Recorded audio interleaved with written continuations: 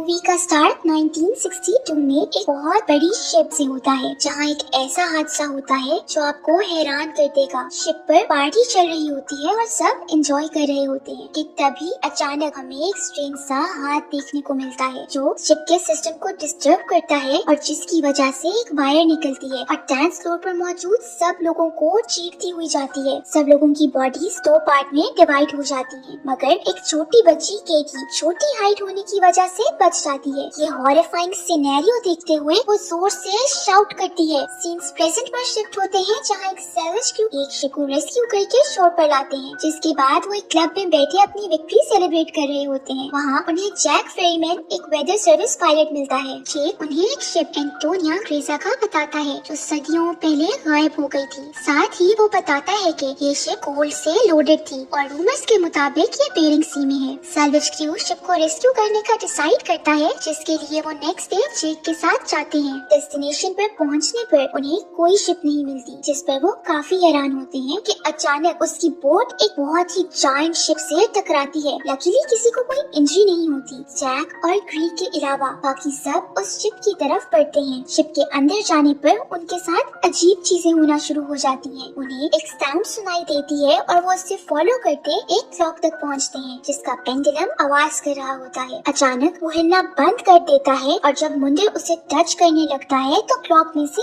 आवाज आ जाती है और वो बहुत बुरी तरह डर जाता है। जब वो लोग आगे बढ़ते हैं तो क्लॉक के साथ बड़ी टेबल पर स्क्रैबल खुद ही सेट होती है और उस पे वेलकम लिखा होता है, जो कि काफी वियर्ड और सस्पिशियस होता है। आगे बढ़ने पर अचानक मंदिर के नीचे से फ्लोर टूट जाता है और वो गिरने ही लगता है कि उसे मॉरीन पकड़ लेती है। जब वो उसे ऊपर पुल करने की कोशिश कर रही होती है तो उसे सामने केटी नजर आती है। जब वो दोबारा देखती है तो केटी गायब होती है। खैर बाकी सब मिलकर उन दोनों को ऊपर पुल कर लेते हैं, मगर ये सब मॉरीन के लिए काफी शॉकिंग होता है। बोट को सर्च करते हुए डॉज को एक डिजिटल वॉच मिलती है। हैरानी की बात ये है कि 1962 में तो डिजिटल वॉचेस होती ही नहीं थी। मर्फी इस चीज को यही कंक्लूजन देके कवर कर देता है कि शायद उनसे पहले भी कोई इस शिप को कॉन्कर कर चुका है। शिप का मैनुअल लेके वो लोग वापस अपनी बोट पर चले जाते हैं। रात जब मॉरीन अकेली होती है तो जेक उसके पास जाता है, जहाँ मॉरीन बताती है कि उसने शिप पर एक बच्ची देखी थी। जेक इसे मॉरीन का हेलुसिनेशन बताते हुए उसे आराम करने का कहता है। नेक्स्ट मॉर्निंग क्रू को पता चलता है कि शिप में एक बहुत बड़ा होल है और वो सिंक कर रही है। सब मिलके उसे 3 डेज में रिपेयर करके अपने साथ ले जाने का डिसाइड करते हैं, जिसके बाद वो फौरन काम पे लग जाते हैं। मॉरीन एक्सप्लोर करते हुए स्विमिंग पूल एरिया में जाती है, जहाँ स्विमिंग पूल के अंदर उसे बुलेट शेल्स देखने को मिलती हैं, जो उसे थोड़ा डिस्टर्ब कर देती हैं। वो वापस ऊपर की तरफ जा रही होती है कि उसको फिर से केटी नजर आती है और वो डर के नीचे गिर जाती है, जिससे उसका सर जोर से लगता है और ब्लीडिंग भी होती है। जब वो उठती है तो स्विमिंग पूल उसका ब्लड अब्सॉर्ब कर लेता है। उसे अपने सामने केटी की जगह जेक मिलता है, जो उसे वहाँ से निकाल के ले जाता है। उनके पीछे से हम देखते हैं कि स्विमिंग पूल ब्लड से भर गया है और उसके अंदर डेड बॉडीज हैं, जो काफी स्केरी होता है। वहीं दूसरी तरफ मर्फी शिप के कैप्टन का रूम एक्सप्लोर कर रहा होता है, जब उसे वाइन का ग्लास नजर आता है। मर्फी सिप लेने के लिए ग्लास उठाता है तो सामने मिरर में उसे कैप्टन वाइन पीता नजर आता है, जिससे वो बहुत डर जाता है और वाइन का ग्लास उसके हाथ से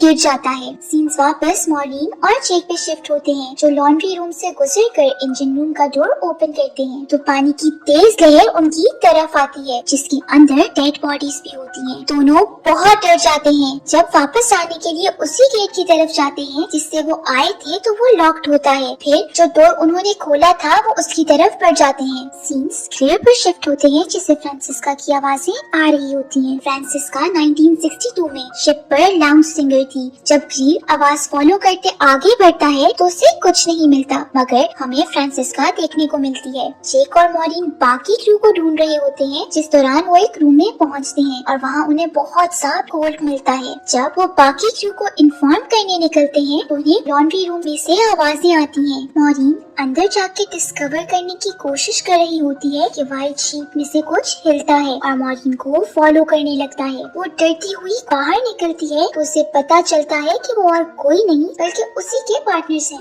मॉरीन सारे क्रू को लेके गोल्ड के पास पहुंचती है, जो कि बहुत ज्यादा होता है, जिसके बाद ये सब डिसाइड करते हैं कि इस शिप को यहीं छोड़ के बस गोल्ड लेके यहाँ से जितनी जल्दी हो सके निकल जाएंगे। फिर वो सब गोल्ड को अपनी बोट में लोड करना शुरू हो जाते हैं। जब सैंटोस बोट स्टार्ट करने के लिए इंजन साफ कर रहा होता है, तब खुद से ही सिलेंडर ऑन हो जाता है। ये सब केटी देख रही होती है और वो मॉरीन को वार्न करने की भी कोशिश करती है, मगर कोई उसे आकर रोक देता है। फिर बोट स्टार्ट कर देता है, जिससे ब्लास्ट होता है और सैंटोस जलकर मर जाता है और ये सब इसी शिप पर स्टक हो जाते हैं। मॉरीन को अब और कुछ नहीं बल्कि केटी वाली मिस्ट्री सॉल्व करनी है, जिसके लिए वो उसे ढूंढने लग जाती है और फाइनली उसे केटी का रूम मिल जाता है। वहीं दूसरी तरफ डॉज और मंडे को किचन में खाना मिलता है, जो पहले तो बहुत टेस्टी लगता है, लेकिन कुछ ही टाइम में उन्हें रियलाइज होता है कि वो इंसेक्ट्स खा रहे हैं, जिससे वो बहुत डर जाते हैं और वॉमिट कर देते हैं। मॉरीन जब केटी का रूम एक्सप्लोर कर रही होती है, तो उसे वहाँ केटी की बॉडी लटकी हुई नजर आती है, जो कि अब स्केलेटन में बदल चुकी होती है। मॉरीन बहुत डर जाती है। वहीं दूसरी तरफ ग्रीड के साथ कुछ बहुत ही वियर्ड होता है। वो जिस रूम में होता है, वहाँ अचानक सब चेंज होने लग जाता है और वापस 1962 में बदल जाता है, जब वो शिप बिल्कुल ठीक थी और सब पार्टी कर रहे थे। ये सब देख के क्लेयर को कुछ समझ नहीं आता और वो शॉक हो जाता है। सीन्स मर्फी पे शिफ्ट होते हैं, जो कैप्टन के रूम में अफसरदा बैठा होता है कि अचानक उसके पास पड़ी वाइन की बोतल हिलने लगती है। मर्फी के सामने कैप्टन बैठा होता है, जो उसे वाइन देता है। मॉरीन केटी की डेड बॉडी से नेकलेस उतार के देख रही होती है कि जब पीछे से केटी की रूह आ जाती है। जब मॉरीन नेकलेस उसके हाथ में देती है, तो वो उसके हाथ के बीच से निकल जाता है, जिस पर मॉरीन के अंदर जो थोड़ी सी होप थी वो भी टूट जाती है। मॉरीन को यकीन हो जाता है कि केटी सच में एक घोस्ट है। सीन्स वापस मर्फी पे जाते हैं, जहाँ कैप्टन उस पे बहुत शॉकिंग चीजें रिवील करता है। मर्फी को पता चलता है एक लॉरेलाई नामी शिप का, जिसका गायब होना आज तक एक मिस्ट्री है। उस शिप को एंटोनियो गाजा ने रेस्क्यू किया था और वो सारा गोल्ड भी लॉरेलाई शिप का था। जिस दिन एंटोनियो गाजा ने लॉरेलाई को रेस्क्यू किया था, उसके ठीक 2 दिन बाद एंटोनियो गाजा डिसअपीयर हो गई। कैप्टन मर्फी को एक पिक्चर दिखाता है, जिसको देख के मर्फी का रंग उड़ जाता है। अब वो पिक्चर किसकी है ये हमें आगे पता चलेगा। केटी मॉरीन को बताती है कि वो और इस शिप पर मौजूद बाकी लोगों की सोल्स यहाँ हॉस्टेज हैं और जो ये सब कर रहा है, जब तक वो अपना कोटा पूरा नहीं कर लेता, कोई भी यहाँ से नहीं निकल सकता। इससे पहले कि केटी आगे कुछ बताती, रूम की वॉल्स पे कुछ आना शुरू हो जाता है और केटी बहुत डर जाती है। वो मॉरीन को वार्न करती है कि जितनी जल्दी हो सके वो शिप छोड़कर चली जाए, और वो अभी भी ऐसा कर सकती है। उतनी देर में केटी गायब हो जाती है और उन्हें बस उसकी स्क्रीमिंग सुनने को मिलती है। मर्फी,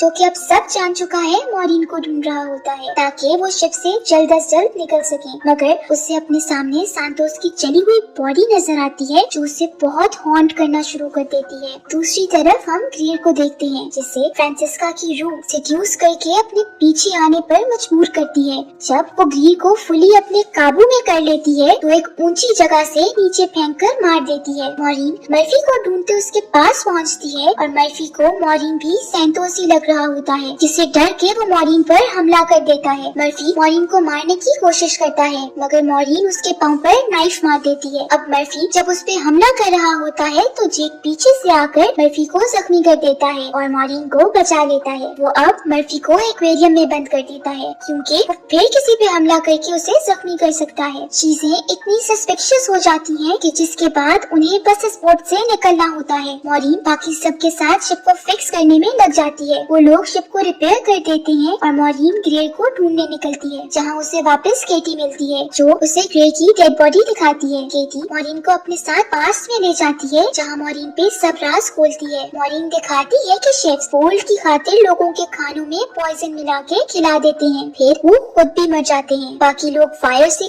कट होके मर जाते हैं और कुछ को शिप के वर्कर्स फायरिंग करके मार देते हैं और केटी को उसके रूम में लटका के मार देते हैं। ये सब किस लिए? ऑब्वियसली गोल्ड के लिए है। जब वो गोल्ड तक पहुंचते हैं, तो फ्रांसिस्का एक वर्कर को मैनिपुलेट करके बाकी सबको मरवा देती है और एंड पे उस वर्कर को खुद मार देती है, जिसके बाद एंट्री होती है विलन की, जो फ्रांसिस्का को भी एक हुक से लटका के मार देता है। जब मॉरीन को उसका फेस नजर आता है, तो वो शॉक में आ जाती है। वो आदमी और कोई नहीं बल्कि जेक होता है, जो उन्हें इस शिप के पीछे लाया होता है। मगर वो ये सब कर क्यों रहा होता है? इस सब के फौरन बाद मॉरीन को मर्फी का ख्याल आता है, लेकिन जब वो वहाँ पहुँचती देखती है तो मर्फी पहले ही एक्वेरियम में पानी जमा होने की वजह से मर चुका होता है और उसके हाथ में जेक की पिक्चर होती है जो उसे कैप्टन ने दिखाई होती है। मॉरीन डॉज को जेक पे नजर रखने का कह के मंडे को ढूंढने चली जाती है। वहीं दूसरी तरफ कोई फोर्स मंडे को शिप की मशीन में खींचती है और वो भी पीसेस में बदल कर मर जाता है। पाइप्स में ब्लड आता है और ये देखकर मॉरीन को पता लग जाता है कि मंडे की भी डेथ हो गई है। सीन्स जेक और डॉज पे शिफ्ट होते हैं